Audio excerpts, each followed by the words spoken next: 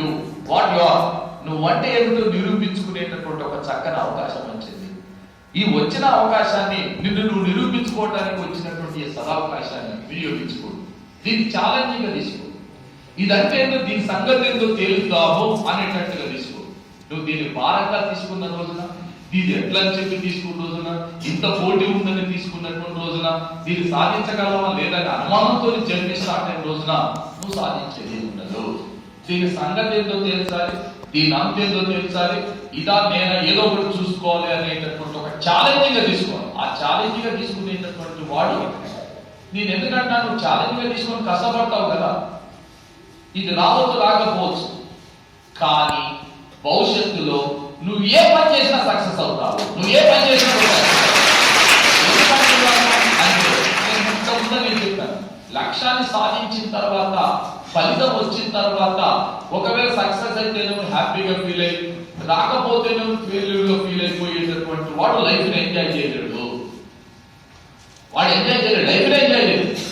ఇప్పుడు మీరు ఇక్కడికి వచ్చిన తర్వాత మీకు చాలా అంశాలు మీకు తోడ్పడు.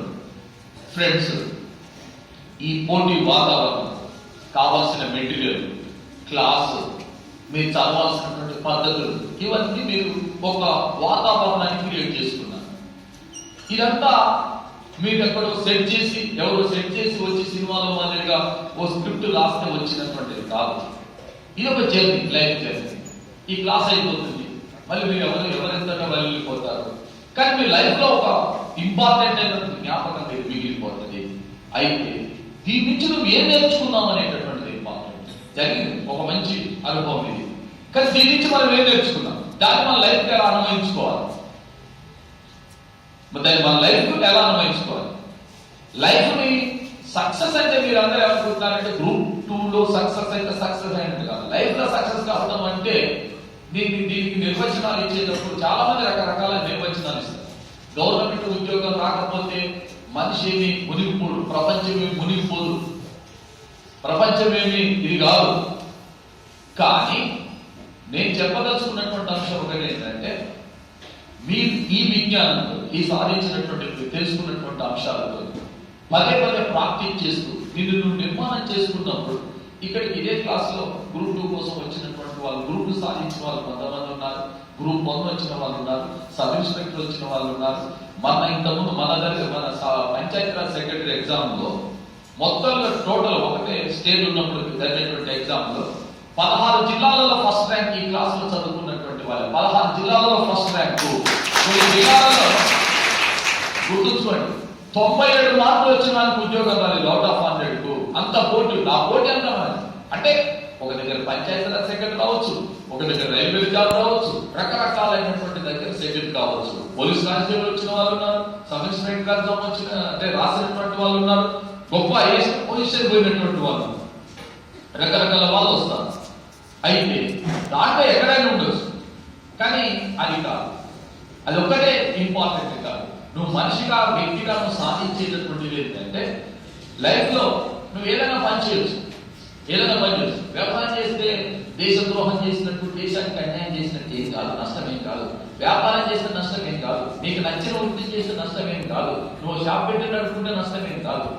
కానీ ఒక విషయం ఏంటంటే, నేను లైఫ్ సక్సెస్ అనేటటువంటి దానికి నా నిర్వచనం, నేను నా అభిప్రాయం, మీరు అంగీకరించవచ్చు, అంగీకరించకపోవచ్చు, కరెక్ట్ అవ్వచ్చు, కాకపోవచ్చు, కానీ లైఫ్ సక్సెస్ అంటే ఏంటంటే, ఎవరి ముందుకు వెళ్ళి కూడా భవిష్యత్తులో నీ తల్లి ముందుకో, నీ తండ్రి ముందుకో, నీ అన్న ముందుకో, నీ అక్క ముందుకో, ఎవరి ముందుకైనా వెళ్ళి రోజున చేయి చాపి నాకు డబ్బులు ఇవ్వను, నాకు సహాయం చేయమని చేయి దాసని రోజున నువ్వు లైఫ్ లో సక్సెస్ అయినా. ఎవరి ముందు కూడా నువ్వు తలవంతని రోజున, నేను నా లైఫ్ నేను లీడ్ చేస్తాను, నేను ఎవరి మీద ఆధారపడను, నేను పరాణ బుక్కులు కాదు, పారాసైట్స్ కాదు, నేను నా లైఫ్ నేను లీడ్ చేస్తాను,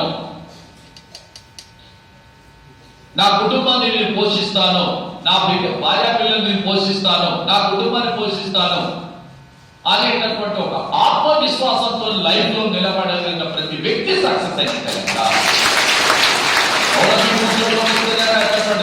ఎవరి మీద ఆధారపడకుండా, ఎవరి ముందు తలవంచకుండా నీ లైఫ్ నేను హ్యాపీ లైఫ్ అనేటటువంటి దాంట్లో కూడా చాలా సందర్భాల్లో క్లారిటీ ఏంటంటే ఆత్మ సంతృప్తి అనేటప్పుడు చాలా ఇంపార్టెంట్. ఆత్మ సంతృప్తి అది లేని వాడు, ఆత్మ సంతృప్తి లేనటువంటి వాడు ఎన్ని లక్షలు సంపాదించిన, ఎన్ని కోట్లు సంపాదించిన, ఏం సంపాదించినప్పుడు మనకి సంతృప్తి ఉండదు. ఇక మన సంతృప్తి అనేటటువంటి దానికి అర్థం ఏంటంటే వాటి నిర్వచనాలు వేరే ఉంటుంది. వాటిలోకి వెళ్ళండి. మన లైఫ్ ఎవరి మీద ఆధారపడకుండా, ఎవరి ముందు తలంచకుండా, మన మిత్రులతో, నలుగురు మంచి ఫ్రెండ్స్ కలిగి ఉండి, మంచి మిత్రులతో, ఓ కుటుంబంలో సభ్యుడిగా కుటుంబానికి సంబంధించినటువంటి సమయం కేటాయించి బంధుమిత్రులతోని జీవించినంత కాలం కలిసి హ్యాపీగా జీవించిన వాడు చాలా గొప్ప లైఫ్ అనుభవించినట్టు, చాలా గొప్ప లైఫ్. చాలా మంది ఆ నిర్వచనాలు తెలియక దేవుడితో పడి కొట్టుకోపోతుంటారు. మీరు అది చేయగలరు. ఇది జీవితానికి సంబంధించినటువంటి అంశం. ఇక మీ స్టడీకి సంబంధించినటువంటి అంశం అయితే ఇప్పటి వరకు ఒక ఘట్టం అయిపోయింది, ఒక ఫస్ట్ స్టెప్ అయిపోయింది, కోచింగ్ లాంటిది అయిపోయిందని కాకుండా ఇక్కడ ఉండి వచ్చే వాళ్ళు ఏదంటే ఇంతకుముందే చెప్తాను. కానీ మీరు కావాల్సినటువంటి చోట మీ ఐడెంటిటీ కార్డు ఒక్కటే నీ దగ్గర ఉంచుకో. నీ దగ్గర ఉంచుకున్న రోజు నువ్వు ఇక్కడే ఉండి కనుక చదువుకోదలుచుకుంటే నీ ఏ బ్యాచ్ అయినా ఎక్కడైనా కూర్చోబెట్టే బాధ్యత నాకు. నీ సార్తోడు కానీ ఎవరితోనైనా అయిపోయిందేమంటారు. చాలా మంది బ్యాచ్లు, పాత బ్యాచ్లు వచ్చినటువంటి వాళ్ళు కూడా ఇక్కడ కూర్చున్నారు. గతంలో ఇప్పుడు కూడా ఉన్నారు, రావచ్చు. మేము ఆ విషయంలో సహకరిస్తాను, దాంట్లో సందేశం.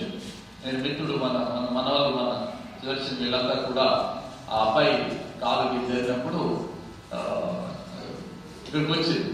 నేను ఆ రోజు చెప్పింది ఏంటంటే ఆ అబ్బాయి కనుక మంచిగా కాస్త తొందర కోలుకొని వస్తే అతను ఏ రోజైనా సరే నేను చదువుకోవాలని అనుకున్నటువంటి వచ్చినటువంటి రోజున అతను ఏ క్లాసులో కూర్చుంటానంటే ఆ క్లాసులో కూర్చోబెడతాను. మీకు ఆ విషయంలో సహకరించే బాధ్యత నాదని చెప్పినాను. నీ నుండి కూర్చోబెట్టాను. ఒకవేళ అలాంటి పరిస్థితి వస్తే అంటే ఇన్స్టిట్యూట్ వాళ్ళు మేము చెప్తే సరే మన మీద ఉన్నటువంటి నమ్మకము విశ్వాసంతో మనం చెప్తే కాదు. ఒకవేళ అలాంటి రోజు వచ్చే అవసరం ఫీజు పెట్టుకుంటూ కూర్చోబెట్టగలను.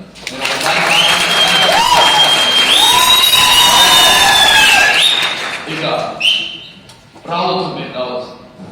ఇప్పుడు అసలు విషయం ఏంటంటే మీ కోచింగ్ కంప్లీట్ అయిపోయింది.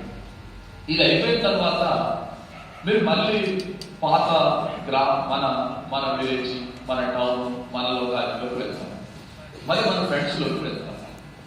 అయితే ఈ టెంపోని, ఈ ఇంట్రెస్ట్, ఈ లక్ష్యం, ఈ డివోటీనెస్ ని నువ్వు ఇంతతోని కనుక వదిలేస్తే నువ్వు లైఫ్లో ఏమి సాధించలేవు. దీన్ని ఇలాగే కొనసాగించాలి. నీ లక్ష్యాన్ని సాధించేంత వరకు నీ స్ఫూర్తిని ఇలాగే కొనసాగించాలి. ఆ స్పిరిట్ ఉండాలి.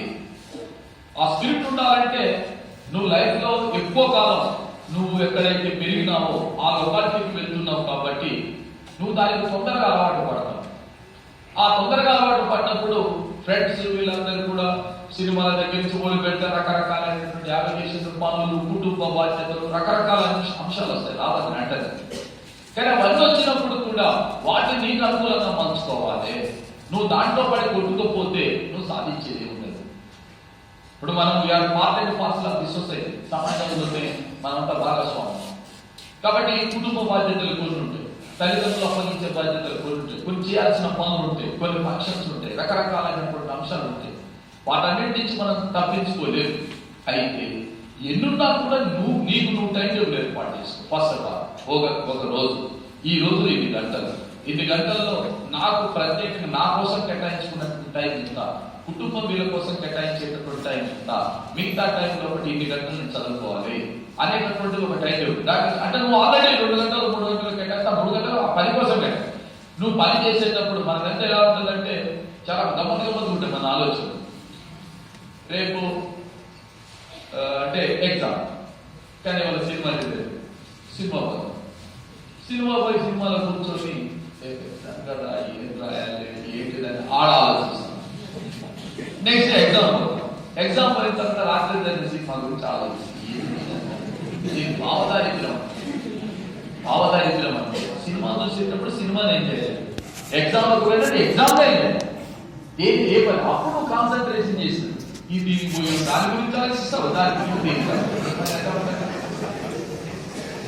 అలా ఉండదు. కాబట్టి నువ్వేదైతే టైం దానికి కేటాయించినావో ఆ టైం ఉంటుందో నీకు మనసులో ఫిక్స్ అయిపోవాలి. ఆ ఫిక్స్ అయిపోయి ఆ టైం నేను ఇప్పుడు దీనికోసం కేటాయిస్తాను, దీనికి టైం ఉంటుంది కేటాయించాలి. బాగా చదివాను, 1 అవర్ లీజర్ కావాలి. ఈ లీజర్ కూడా ఎట్లా తీసుకోవాలి? ఇంటర్వ్యూస్ లో తీసుకుంటే బాగుంటుందా అంటే అప్పుడు 15 మినిట్స్ 20 మినిట్స్ ఇప్పుడు 15 మినిట్స్ తీసుకుంటే బాగుంటుంది. ఎట్లా నీ టైం నువ్వు ఫిక్స్ చేసుకోవాలి. 8 గంటలు స్టడీ, 8 గంటలు ఇంటి కోసం, 8 గంటలు నా కోసం అని చెప్పి టైం టేబుల్ ఉన్నాయి. సాధ్యమైనంత వరకు డబ్బులు ఉన్నటువంటి వాళ్ళు, ఎఫర్ట్ చేయగలిగినటువంటి వాళ్ళు, సర్కిల్ ఉన్నటువంటి వాళ్ళు ఉంటే మాక్సిమం ఎగ్జామ్ కంప్లీట్ అయిపోయిన ఇక్కడ ఉండే ప్రయత్నం చేయండి. హాస్టల్ ఉన్నా, రూములు ఉన్నా, ఎఫర్ట్ చేయగలిగిన వాళ్ళు ఉన్నారు. ఎఫర్ట్ చేయలేనటువంటి వాళ్ళు ఎవరైతే ఉంటారో వెళ్ళండి. ఇప్పుడు సమాజంలో ప్రతి ఒక్కరు డబ్బులతో ఉండాలని ఏం లేదు కదా. మనకు ఎవరికి ఉండే బ్యాక్గ్రౌండ్ వాళ్ళకి ఉంటుంది. లేనప్పుడు ఇంటికాడ ఇబ్బంది పెట్టి ఉండాల్సినటువంటి అవసరం లేదు. కాకుంటే నా రిక్వెస్ట్ ఏంటంటే మీరు అక్కడ పోయిన తర్వాత ఈ వాతావరణాన్ని ఎవడో చేయడు, నువ్వే క్రియేట్ చేసుకోవాలి.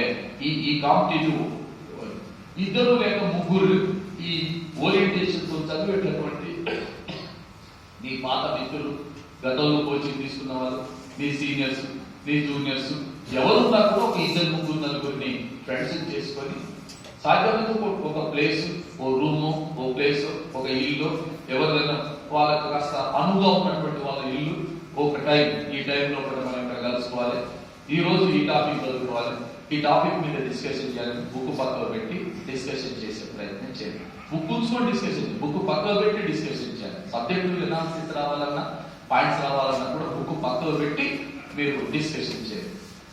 డిస్కషన్ చేసిన తర్వాత ఏ రోజు అనుకుంటున్నారో, ఒకవేళ లేకపోయినప్పుడు సరే ఇప్పుడు వచ్చినటువంటి అనేక రకాలైనటువంటి ఫోన్స్ వీటన్నిటిని కూడా పనికిరాని విషయాల కోసం కంటే సబ్జెక్ట్ కోసం ఉన్న మిత్రులు ఎవరైతే దీంట్లో ఉన్నారో, చాలా మంది మిత్రులు ఇక్కడ మిత్రులు అయినటువంటి వాళ్ళు ఉన్నారు కాబట్టి వాళ్ళతోని ఒక టైం అనుకొని దాన్ని డిస్కషన్ చేయాలి. Discussion most important. నువ్వు 10 గంటల పాటు చదివింది ఒకటే, 1 అవర్ డిస్కషన్ చేసింది ఒకటే. దీంట్లో నుంచి చాలా చెత్త పైకి వెళ్ళిపోతుంది. మన దాంట్లోకి మంచి అంశాలు చేస్తే, ఎనర్జికల్ చేస్తే మన ఎంతూజియాజంతో ఉంటాము. కాబట్టి డిస్కషన్ అనేది మోస్ట్ ఇంపార్టెంట్. ఒంటరిగా చదివినంత సేపు కూడా నువ్వేదో భారాన్ని మోస్తున్నట్టుగా అనిపిస్తుంది.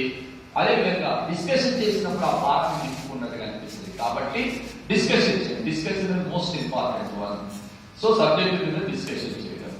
ఆ తర్వాత మీరు first of all time table, subject, A subject దేనికోసం ఎక్కువ కాన్సన్ట్రేషన్ చేయాలి.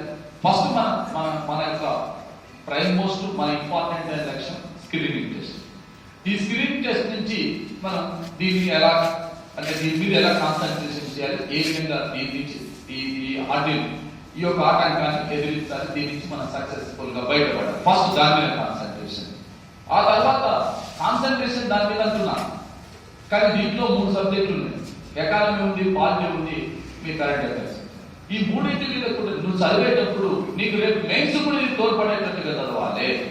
మనం ఒకసారి చదువుతున్నామంటే పై అంశాలతో కాకుండా కాన్సెప్ట్ ఓరియంటేషన్. నేను మీకు సబ్జెక్టులు చెప్పేటప్పుడు కూడా చెప్పిన ప్రతి సందర్భంలో కూడా దాని కుటుంబంలోతనం, దాని అంశం, దాని అమలు, సమస్యలు, పరిష్కార మార్గం, ఈ ఓరియంటేషన్ తో వెళ్ళినా. కాబట్టి మీరు చదివేటప్పుడు కానీ, డిస్కషన్ చేసేటప్పుడు కానీ ఆ ఓరియంటేషన్ తోనే వెళ్తే ఒక 10 సార్లు డిస్కషన్ చేసినప్పుడు ఖచ్చితంగా దానిపైన మనకు బేసిక్స్ అనేటటువంటి, ఫండమెంటల్స్ అనేటటువంటి వస్తాయి, రావని కాదు. ఇక దాన్ని ఆధారం చేసుకుని ప్రాక్టీస్ చేసుకున్న కొద్దీ పర్ఫెక్షన్ అనేటటువంటిది వస్తుంది. దాంట్లో మీరు ఈ రోజు చదివి వెంటనే ఫలితం కావాలి, సాయంత్రంగా నేను పర్ఫెక్ట్ అయిపోవాలంటే సాధ్యమైన పని కాదు. అందుకోసమే మనకి ఎందుకంటే కొన్ని ఉన్నాయి సమస్యలు. మనకు ఫస్ట్ ఆఫ్ ఆల్ ఏదైనా సబ్జెక్టు కాస్త హార్డ్ అనిపిస్తే తీస్తాం, చదివి చూస్తాం. హార్డ్ అనిపించింది అనుకోండి, మనకు వచ్చేటట్లేదు, తర్వాత ఈజీగా అనిపించింది అది చదువుతాం, బాగా అర్థమైంది. ఎప్పుడైనా చదువుకోవచ్చు, పక్క అంటే రెండింటిలో ఉన్న కామన్ అయితే పక్కన పడేది. ఈ సమస్యలు మనకు ఉన్నాయి. అయితే ఇలాంటివి వచ్చినప్పుడు ఏం చేయాలి అంటే, నువ్వు కాస్త ఉత్సాహంగా, ఉత్తేజంగా, కాస్త మనం ఎలాంటి ఇబ్బందులు లేకుండా మానసిక ప్రశాంతత ఉన్నప్పుడు హార్డ్గా ఉండేటటువంటి అంశాన్ని కంప్లీట్. బాగా చదివిన తర్వాత అలసిపోయినట్టుగా ఉన్నప్పుడు ఈజీగా ఉన్న సబ్జెక్ట్ పేజీ దిక్కేది చదువుతారు. పేజీలు ఆ సబ్జెక్ట్స్ ఉంటాయి కదా, వాటి చూసుకుంటూ పోతూ కూర్చోబెట్టి చూస్తున్నాను. కొద్దిసేపు దానికి అయిపోయిన తర్వాత టీ తాగే అవకాశం టీ తాగేసి మిగతా అంశం మళ్ళీ స్టార్ట్ చేయాలి. అట్లా దాన్ని అట్లా ఉండాలి, దాన్ని వదిలిపెట్టవద్దు. తర్వాత దయచేసి మధ్యతరగతి మనస్తత్వాన్ని వదిలిపెట్టండి. మధ్యతరగతి మనస్తత్వంలో ఒకటి ఏంటంటే స్థిరత్వం ఉంటుంది. అంటే మనం అందరం కూడా అక్కడి నుంచి వచ్చినటువంటి వాళ్ళు, మధ్యతరగతి నుంచి వచ్చిన మ్యాక్సిమం మనకు ఒక స్థిరత్వం ఉంది. స్థిరత్వం ఉంటుంది ఎందుకు ఉండదంటే ఇప్పుడు ఎవరో ఒక ఆయన చెప్తున్నారు పోస్టుల సంఖ్య తక్కువ ఉంది, ఈ పోటీ ఎక్కువ ఉంది, ఈపీఎస్ఎల్ అక్కడ ఎమ్మెల్యేస్ నడుస్తుంది అంటే వస్తువు రాదంటే ఎవడో వచ్చి చెప్పాడు అంట దగ్గరికి వచ్చి చెప్పగానే నువ్వు అప్పటిదాకా సీరియస్ అంతే అంటే నువ్వు బంద్ చేసి దగ్గరికి పోతా చెప్పని చెప్పి మళ్ళీ ఎవరో చెప్తారు. కర్నూలులో ఒక పచారి కొట్టు మామూలు షాపు నడుపుకునేటటువంటి ఆయన భార్య, ఇద్దరు పిల్లల తల్లి. ఆమె తన భర్త షాపు నడిపేటటువంటి టైంలో తాను చదువుకుంటూ తన పిల్లల్ని ఇద్దరు కూడా స్కూల్ పంపించి ఆమె సీరియస్ గా చదివి గ్రూప్ 1లో 2005 టాపర్గా వచ్చింది అని చెప్పగానే వెంటనే మనకు అయిపోయి ఇక అంటే ఎవడో చెప్పగానే మళ్ళీ ఎవరో చెప్పగా ఇది ఏంటంటే మధ్యతరగతి మనస్తత్వంలో ఉండేటట్టు ఒకేసారి ఆవేశం పైకి వచ్చేసారు. మళ్ళీ ఎవరో చెప్పగానే గిద్దే రెండవా ఈ టైప్ ఆఫ్ లో ఉన్న వాళ్ళు సక్సెస్ కాదు. నువ్వు స్థిరంగా వెళ్తున్నా స్థిరంగా వెళ్ళినప్పుడు మాత్రమే సక్సెస్ అనేటటువంటి సాధ్యమైనది.